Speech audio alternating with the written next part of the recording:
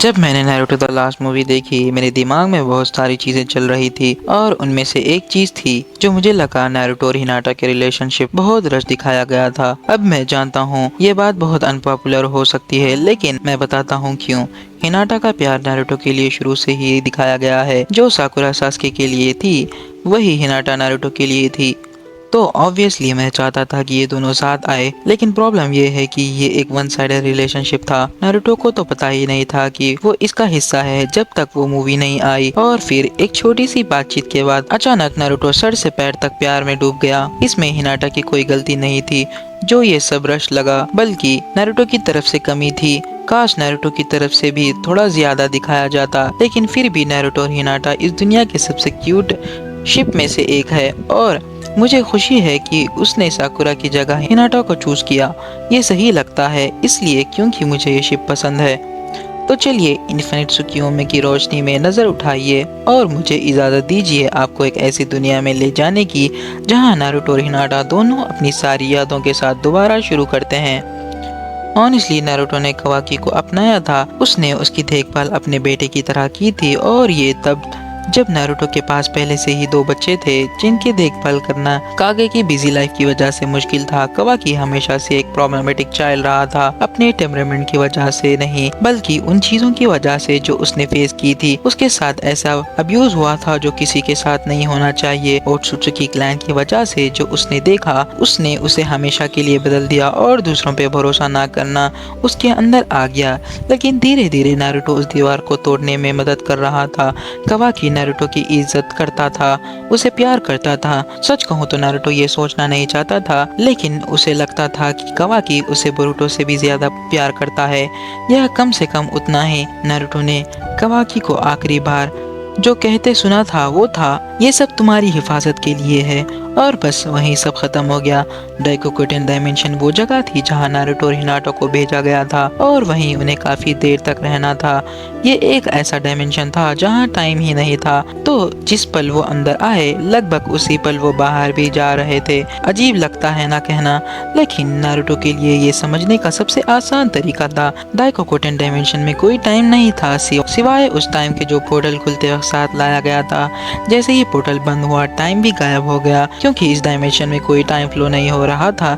जिस पल पोर्टल बंद होता वहीं वापस खुल जाता और तुम्हें बाहर खींच लिया जाता। नारुतो अकेला नहीं था, यहाँ हिनाटा भी थी, और दोनों बेहोश थे। जैसे वो वहाँ पड़े थे, उनके पास सपने देखने का टाइम नहीं था, या कम से कम नारुतो को ऐसा लगता था। लेकिन जो आगे हुआ वो बहुत अजीब था, उसे समझ ही नहीं आया। क्या ये एक ट्रिक है? क्या ये कोई सपना था? क्या डाइकोकुटेन के टाइमलेस होने की वजह से उन्हें टाइम में पीछे भेज दिया गया, या फिर वो मर चुके थे और गॉड ने उन्हें दोबारा ट्राई करने का मौका दिया? ये किसी को नहीं पता था, लेकिन उन्हें खुद को टाइम में वापस भेजा हुआ पाया। ऑब्वियसली दोनों में से कोई भी तुरंत इस बात से अवेयर नहीं था, ना ही एक दूसरे के बारे में पता था। नारुतो को सिर्फ इतना पता था कि जब उसने अपनी आंखें खोली वो वापस अपने बचपन के अपार्टमेंट में था। वो उठा, आंखें मसली, जवाई ली। यार कितना लंबा सपना था, उसने कहा, उस जिंदगी के बारे में सोचते हुए जो वो पहले ही जी चुका था। ऐसा लगा जैसे पिछली रात और आज के बीच में एक पूरी जिंदगी गुजर गई हो। उसने कहा, एक और बार जवाई ली, आंखें खोली और बिस्तर से उठा, बाथरूम गया, खुद को हल्का किया और अपने चेहरा धोना शुरू किया। पिछली रात की नींद को धोते हुए चेहरा धोया, दांत ब्रश किए, नए कपड़े पहने। तभी उसने एक आवाज सुनी, नारुतो। आवाज गहरी थी और नारुतो थोड़ा चौंक गया, फिर भी वो आवाज जानी पहचानी लगी। किसने कहा? उसने पूछा। मैंने, आवाज ने कहा। नारुतो जो सोच रहा था कि ये सब सपना था, जानता था कि ये आवाज जानी पहचानी है। उसने कहा, कुरामा। अंदर बैठे नाइन टेल्स की गहरी आवाज बोला, तो तुम्हें मेरा नाम याद है? याद है? नारुतो ने पूछा। फिर उसने उस सपने के बारे में सोचा। रुको, तुम्हें भी उस सपने के बारे में पता था? नारुतो ने पूछा। मुझे नहीं लगता ये सपना था, नारुतो। कुरामा ने कहा, मुझे लगता है हम किसी तरह टाइम में पीछे चले गए। नारुतो ने अपने चेहरा मसला। मुझे लगा ये सपना बहुत रियल था। सपने लंबे हो सकते हैं, लेकिन मैंने कभी ऐसा सपना नहीं देखा जो पूरी जिंदगी जितना लंबा महसूस हो। उसने कहा। कुरामा को इसके बारे में थोड़ा शक था। मैं एक लंबी उम्र वाला प्राणी हूँ, तो मेरा टाइम का एहसास थोड़ा अलग है। उसने कहा, तो टेक्निकली मेरे पास ऐसे सपने पहले भी आ चुके हैं जो इतने लंबे थे। बहुत बार एक्चुअल एक्चुअली जब भी मैं सपना देखता हूँ वो ऐसे ही लंबा होता है, लेकिन एक इंसान के लिए इतना लंबा सपना देखना अजीब बात है। तुम्हें उस सपने से क्या याद है? नारुतो ने पूछा। कुरामा ने सोचा, मुझे याद है कि हम साथ थे, हम एक दूसरे से नफरत करते थे। तुम एक निंजा बने, तुम टीम 7 ज्वाइन किए, च्यूनिन एग्जाम, सास्के ने विलेज छोड़ा, तुमने जिराया के साथ ट्रेनिंग की, वो पेन वाला आदमी था, फिर फोर्थ शिनोबी वर्ल्ड वॉर, फिर तुमने हिनाटा से शादी की, तुम्हारे बच्चे हुए और तुम होकागे बने। नारुतो ने सर हिलाया और रियलाइज करते हुए कि उसने भी यही सपना देखा। तो शायद ये सिर्फ शेड ड्रीम नहीं था, क्योंकि अगर ये सिर्फ सपना होता तो तुम मेरे साथ इतने एमिकेबल नहीं होते, नारुतो ने कहा। और अगर ये रियल ना होता तो तुम भी एक अनोइंग ब्रैट की तरह बिहेव कर रहे होते, कुरामा ने कहा। लगता है हम किसी तरह टाइम में पीछे भेज दिए गए, उसने सोचा। मुझे पता है सेज ऑफ सिक्स पाथ ने ऐसी एबिलिटीज के बारे में बात की थी, शायद वो कवाकी वाला बच्चा। दोनों एक साथ रुके और इसके बारे में सोचने लगे। बिल्कुल एक ही वक्त पे दोनों चिल्लाए, कवाकी, उस बच्चे का इससे जरूर कोई लेना देना है, कुरामा ने कहा। उसे पता हो या ना हो, उसने ऐसा शिंजुत्सु दिखाया था जिसने तुम्हारे साथ जो हुआ वो होने दिया। ऑब्वियसली सिर्फ मैं ही नहीं था, नारुतो ने कहा। तुम भी वापस भेजे गए, कुरामा ने सर हिलाया। तभी नारुतो को एहसास हुआ, हम अकेले नहीं थे ना जो उस रेल में भेजे गए थे। कुरामा ने सर हिलाया। हिनाटा भी वहीं थी, कुरामा ने कहा। क्या तुम्हें लगता है हिनाटा भी वापस आई होगी? उसी वक्त हम देखते हैं हिनाटा बिल्कुल एक परफेक्ट गुड़िया की तरह बिस्तर पर पड़ी थी। वो सोते करवट तक नहीं बदलती थी, जैसे वो रात को सोती थी वैसे ही सुबह उठती। और हिनाटा अभी अपने पीठ के बल सीधी लेटी हुई जाग रही थी, उसके हाथ चिड़े हुए चेस्ट और स्टमक के बीच रखे हुए। जैसे वो जागी, गर्म धूप उसके चेहरे पर पड़ी। उसकी अपनी बॉडी क्लॉक के हिसाब से वो जाग गई थी। वो प्यारा सा एहसास जैसे उसने अपने बिस्तर के आसपास देखा। उसे काफी सारे प्यारे प्लस टॉयज दिखे जो उसे डेकोरेट कर रहे थे, सब उसके कंफर्ट के लिए तैयार। वो बिस्तर पे बैठी, उसके ब्लैक बाल उसे छोटे लग रहे थे, जैसे उसने याद किया था। जैसे वो वहाँ बैठी थी उसे लग रहा था कुछ गलत है, जैसे कुछ इम्पोर्टेंट चीज मिसिंग हो, लेकिन उसे समझ नहीं आ रहा था क्या। बस इतना पता था कि वो इम्पोर्टेंट थी। क्लॉक देखते ही वो बिस्तर से उठी। अगर उसने जल्दी नहीं की तो स्कूल के लिए लेट हो जाएगी। तो वो उठी, स्कूल के कपड़े पहनी और बाथरूम की तरफ बढ़ी, जहाँ वो चेहरे धोएगी और दांत ब्रश करेगी। एक अजीब सा एहसास था, उसे लगा जैसे नॉर्मली वो ये बाथरूम किसी के साथ शेयर करती है। और एक सेकेंड के लिए उसे लगा जैसे उसने बाथटब के किनारे पे एक ब्लॉन्ड हेयर आदमी को बैठे देखा जब वो अपना चेहरा धो रही थी। लेकिन जब उसने मुड़ के देखा वो वहाँ नहीं था। उसने इसके बारे में सोचा। ब्रेकफास्ट पे अपने फादर और बहन के साथ बैठते वक्त उसके चेहरे पे सब दिख रहा था। हिनाटा, तुम ठीक हो? याशी ने पूछा। हिनाटा ने सर हिलाया। मुझे लगता है, बस मुझे नहीं पता, कुछ ठीक नहीं लग रहा, उसने कहा। क्या मतलब कुछ ठीक नहीं लग रहा? याशी ने थोड़ा वरीड होकर पूछा। तबीयत खराब है? उसने पूछा। हिनाटा ने सर हिलाया। मैं आज जागी और लगा जैसे जैसे कुछ मिसिंग है, जैसे कोई चीज़ जो मेरे पास हमेशा थी अचानक चली गई हो, जैसे कुछ इम्पोर्टेंट मुझसे छीन लिया गया हो, लेकिन मुझे याद नहीं है कि वो क्या है, उसने कहा। याशी ने हनाबी की तरफ देखा, फिर वापस हिनाटा की तरफ। मुझे यकीन है कुछ नहीं है, उसने कहा। हिनाटा ने सर हिलाया। याशी बैठा और इसके बारे में सोचा। वैसे वो वक्त फिर से आ रहा है, शायद तुम वही महसूस कर रही हो, उसने कहा। हिनाटा और हिनाबी दोनों सर हिलाए। याशी जिस मौके की बात कर रहा था वो हिनाटा और हिनाबी की माँ की डेथ की एनिवर्सरी थी। हिनाबी बहुत छोटी थी तो उसे अपनी माँ के बारे में ज़्यादा याद नहीं था, लेकिन हिनाटा को था। उसे अच्छी तरह याद था क्योंकि वो लगभग 8 साल की थी जब उसकी माँ गुजर गई थी। हनाबी ने तब तक मेमोरीज बनाना भी शुरू नहीं की थी, तो उसे बस कुछ मेंटल स्नैपशॉट्स याद थे, छोटे शॉर्ट मूवमेंट जो मुश्किल से आधे मिनट तक के चलते थे। कभी ये हल्की सी आवाज़ें होती थी जो एक औरत की आवाज़ जैसे लगती थी, कभी ये एक औरत की मुस्कुराती हुई स्टिल इमेजेस होती थी। हनाबी को अपनी माँ के बारे में ज़्यादा याद नहीं था, लेकिन हिनाटा के साथ ऐसा नहीं था। उसकी माँ कगाया की डेथ ने हिनाटा को कहीं ज़्यादा गहरा असर डाला। हिनाटा की ज़िंदगी के एक लंबे हिस्से में उसने अपनी माँ को जाना था और सिर्फ पिछले 3 साल से ही वो उनके बिना थी। हर बार जब एनिवर्सरी आती घर में दोबारा उदासी छा जाती। ये ये इस वजह से नहीं था कि उन्हें लगता था वो उन्हें कभी दोबारा नहीं दिखेंगी। हिनाटा जानती थी उसकी माँ ठीक है और एक दिन गॉड की मर्जी से वो उनके पास जाएगी, लेकिन फिर भी उन्हें अपने साथ ना पाना बहुत मुश्किल था। जिंदगी का एक हिस्सा छीन जाना दर्द देता है और शायद इसीलिए उसे ऐसा लग रहा था। ब्रेकफास्ट के बाद हिनाटा ने अपना बैग उठाया, अपने पापा और बहन को बाय खींच दी और एकेडमी के लिए कंपाउंड से बाहर भागी। जैसे ही वो बाहर निकली उसने जमीन से नजर उठाई और नारुतो को आते देखा। एक सेकंड से भी कम में उसने अपना बैग गिरा दिया और उसकी तरफ दौड़ पड़ी, जहां उसने नारुतो को अपनी बाहों में ले लिया और उसे कस के गले लगाया। नारुतो, उसने पुकारा। जैसे उसने उसे गले लगाया, अचानक उसके सपने की सारी बातें या जो उसने सपना समझा था वो वापस आने लगी। तभी नारुतो बोला, तो तुम्हें भी याद है ये सपना नहीं था ना? हिनाटा की आंखें खुली। नारुतो चीजें बताने लगा। Chunin exam, Pain, fourth shinobi world war, Otsutsuki Toneri. Hinata वहीं खड़ी रही। मुझे नहीं लगता ये सपना था, उसने कहा। नारुतो ने सर हिलाया। तो मुझे लगता है ये करना ठीक है। उसने अपना सर उसके शोल्डर से हटाया और सीधा उसके लिप पे एक किस किया। पहले तो हिनाटा शॉक थी, लेकिन जल्द ही उसने भी रिस्पॉन्ड किया।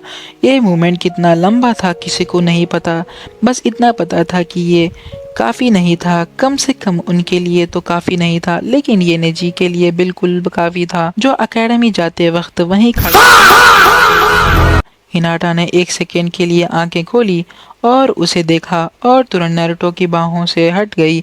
एक आवाज़ निकलते हुए और गला साफ करते हुए नारुतो ने मुड़ के देखा। ओह हे नेजी। फिर वो रुक गया। नेजी, नारुतो ने कहा और वहां खड़ा। उसकी आंखों में आंसू आने लगे जब उसे याद आया कैसे नेजी ने उसके सामने कूद के वो वार अपने ऊपर ले लिया था। नारुतो दौड़ के गया और नेजी को गले लगाया, जिसे नेजी ने तुरंत धक्का दे दिया। मुझे नहीं पता तुम्हें क्या हो गया है नारुतो, लेकिन मुझे इससे दूर रखो। हिनाटा तुमसे किस करना चाहती होगी, लेकिन मैं टूटा हुआ शीशा चबा के मरना पसंद करूंगा।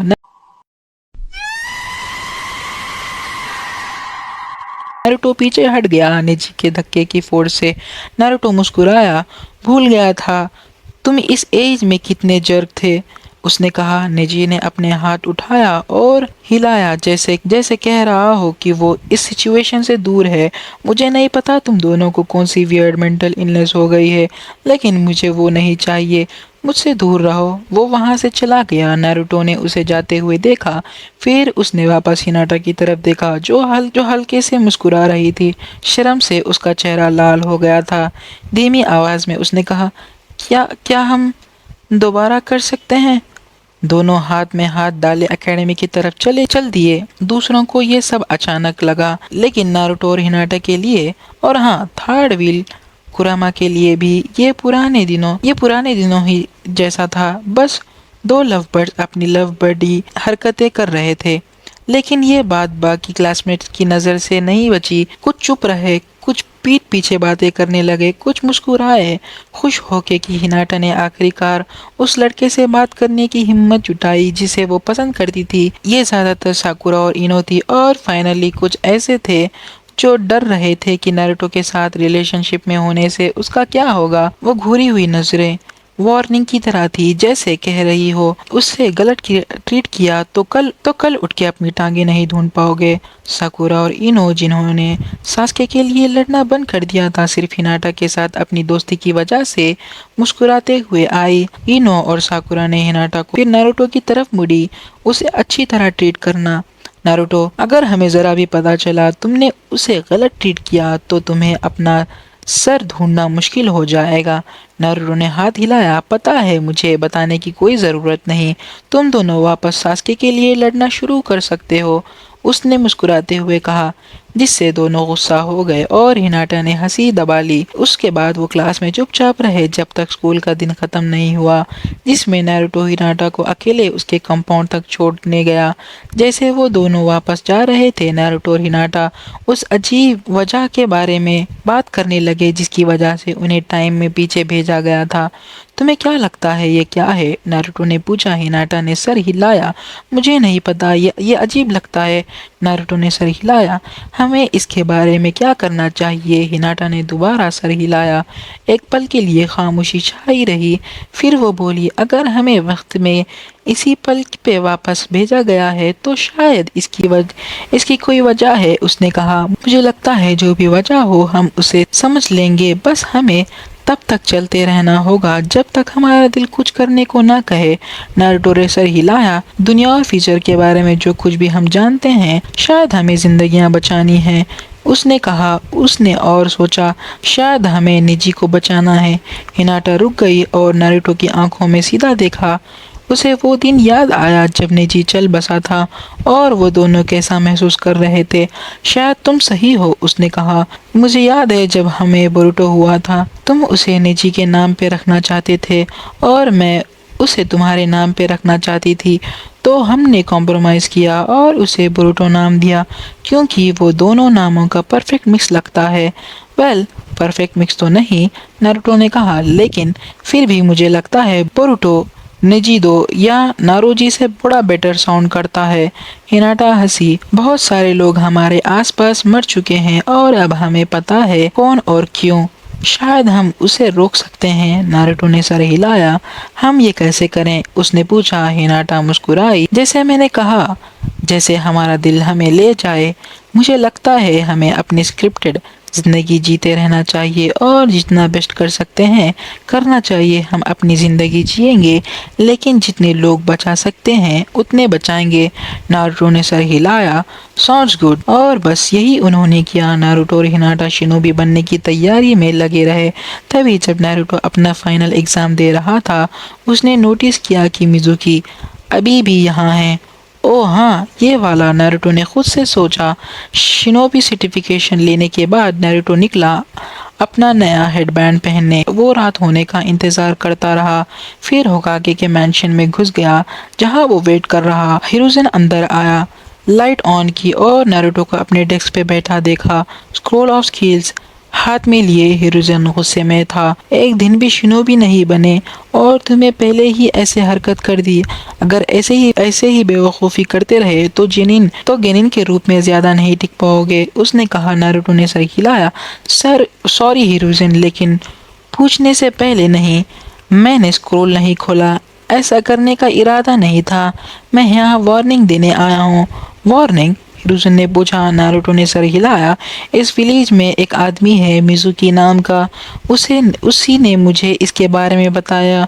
वो चाहता था मैं ये चुरा लूँ। मुझे पता है मेरे पास इसका कोई प्रूफ नहीं है और इसी वजह से मैं आपसे उसे अरेस्ट करवाने को नहीं कहूँगा, लेकिन आपको पता होना चाहिए कि मेरे लिए स्कोर हासिल करना हैरान कर देने वाला आसान था। आपको इससे बेहतर तरीके से छुपाना होगा और कहीं एक फेक स्क्रोल रख दीजिए, शायद एक ट्रैकर वाला। इससे अगर मैं सही हूँ, जो मुझे पता है मैं हूँ, तो आप मिजुकी को रंगे हाथ पकड़ सकते हैं। हिरुzen ने इसके बारे में सोचा। नारुतो की हिम्मत के बावजूद होकागे के ऑफिस में घुसने की और इंटेल दिया था जो उनके अपने में से किसी को ओरोचिमारू के स्लीपर सेल के रूप में इम्प्लिकेट कर सकता था।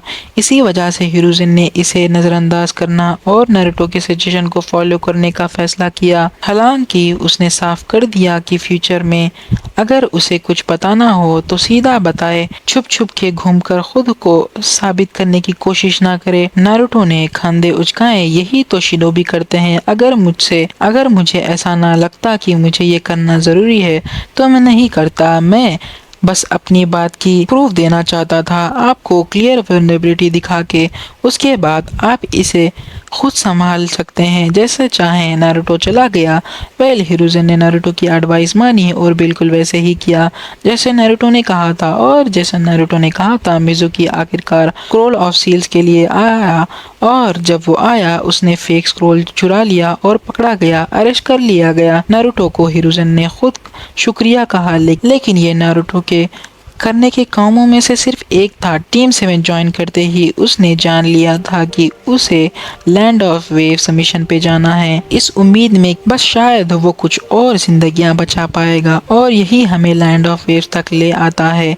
ज्यादातर नारुतो ने स्क्रिप्ट पे ही चला, लेकिन वो ब्रिज और उसके थोड़ी देर पहले का टाइम, वहीं से चीजें बदलने लगी। नारुतो हाकू से मिला और वहां उसने उसे साइड बदलने के लिए कन्विंस करने की कोशिश की, इस रास्ते पे आगे ना बढ़ने के लिए। उसने सीधा ये नहीं कहा कि उसे पता है वो एक निंजा है। उसे पता था अगर वो ऐसा करेगा तो हाकू अपना गार्ड उठा लेगा, और जबकि उसे यकीन था कि वो अभी हाकू को संभाल सकता है।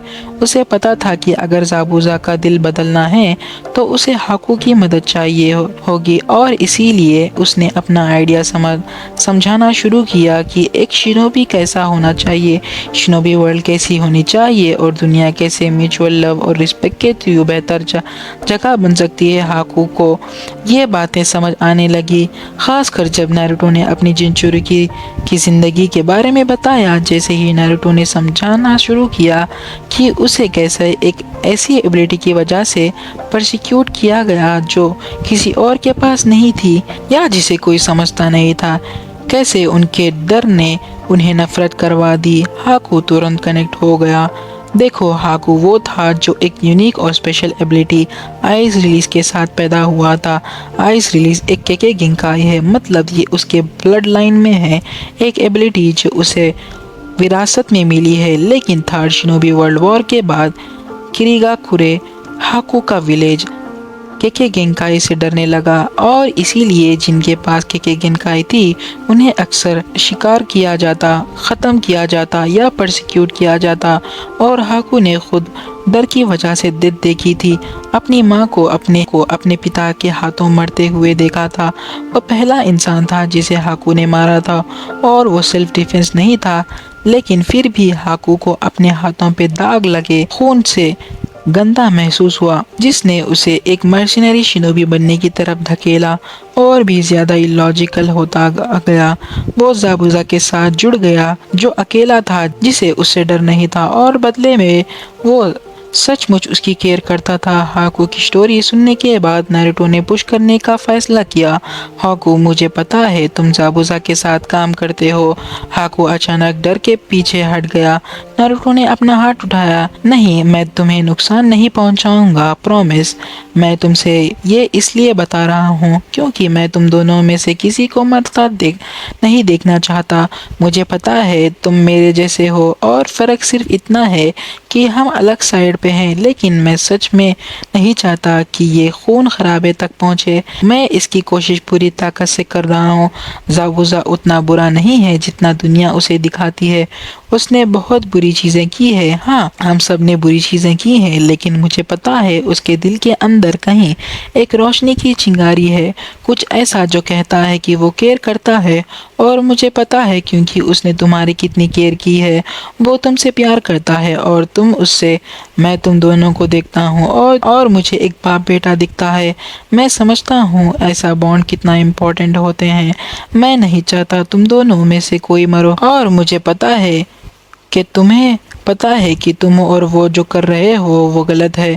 तो प्लीज़ मैं तुमसे रिक्वेस्ट करता हूँ, कोशिश करो और उसे समझाने में मेरी मदद करो। हाकू ने एक पल सोचा, फिर मुड़ के चलने लगा। नारुतो ने उसे जाते हुए देखा, लेकिन जैसे नारुतो की उम्मीद टूट रही थी, उसे लगा शायद उसने ये बता के गलती कर दी। हाकू ने पीछे मुड़ के देखा।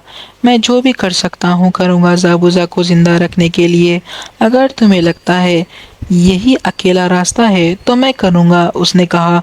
फिर वो गायब हो गया एक खुश मुस्कुराहट के साथ। तभी हम आखिरकार बीच पे पहुँचे। हाकू ने सास्के या नारुतो पे अटैक करने से इनकार कर दिया था।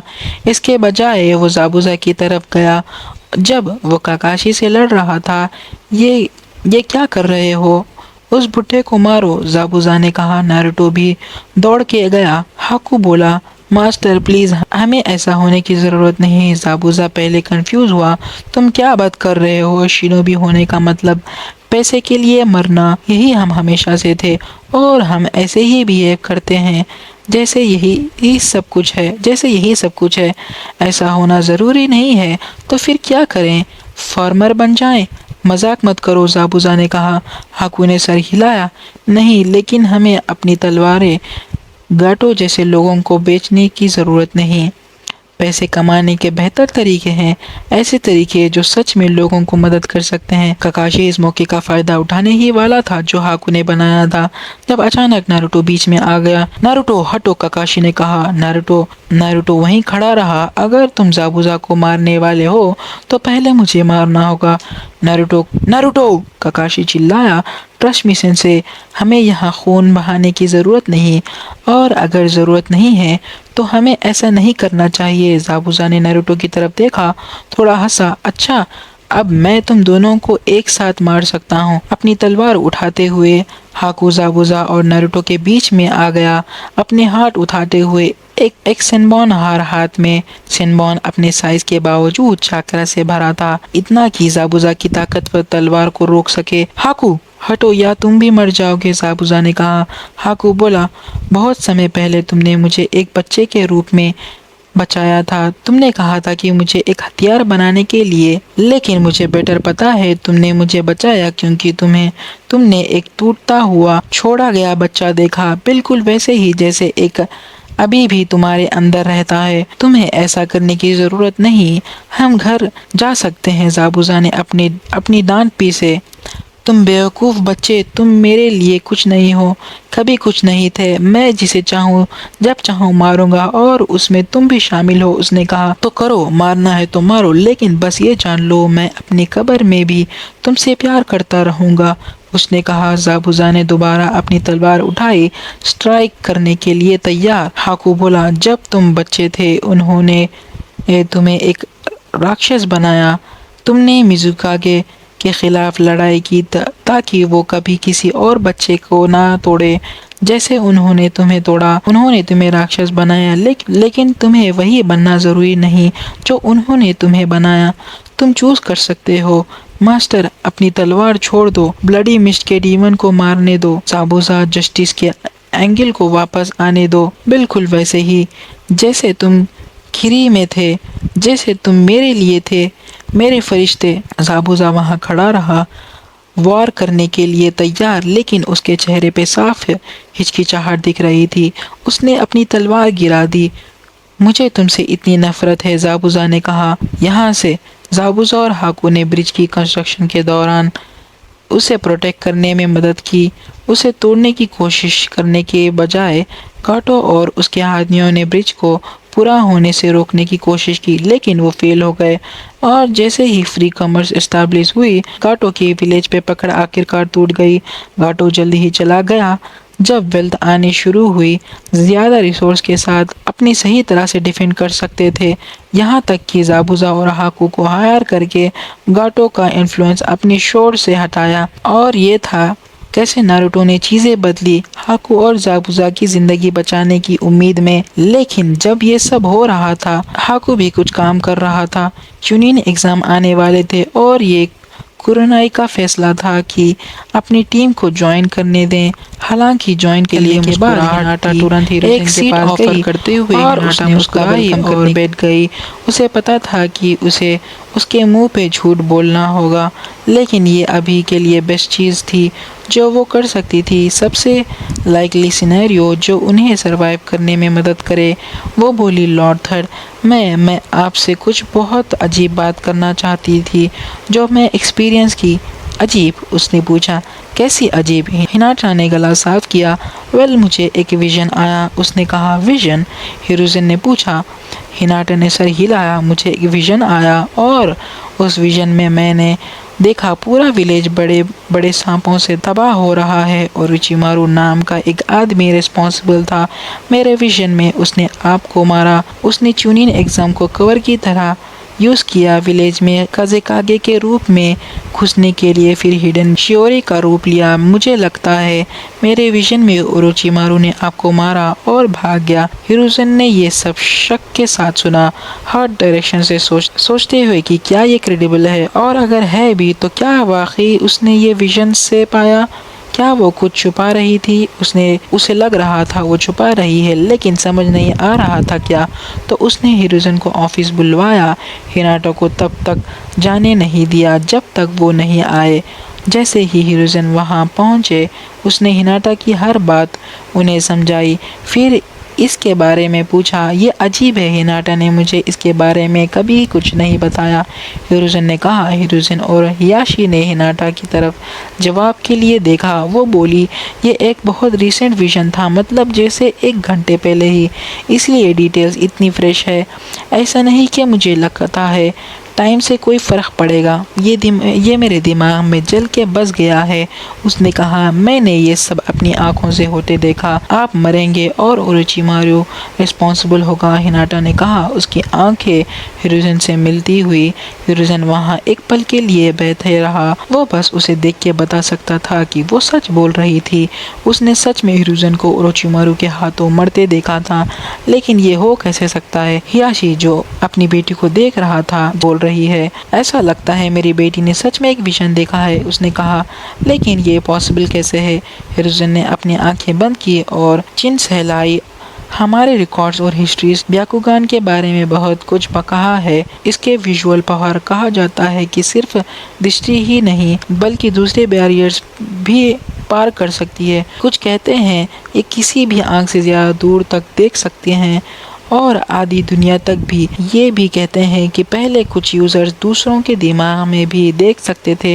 एक पर्टिकुलर हिस्ट्री बताती है कि ब्याकुगान इतनी विजुअली कैपेबल है कि वो ऐसी चीज़ें भी देख सकती है जो अभी हुई नहीं है। हालांकि ये एबिलिटीज़ किसी में भी दिखाई नहीं दी है, विलेज के फाउंडिंग से भी काफ़ी पहले से। क्या आप कह रहे हैं आपको लगता है हिनाटा के पास ऐसी एबिलिटी है? हिरुzen ने पूछा।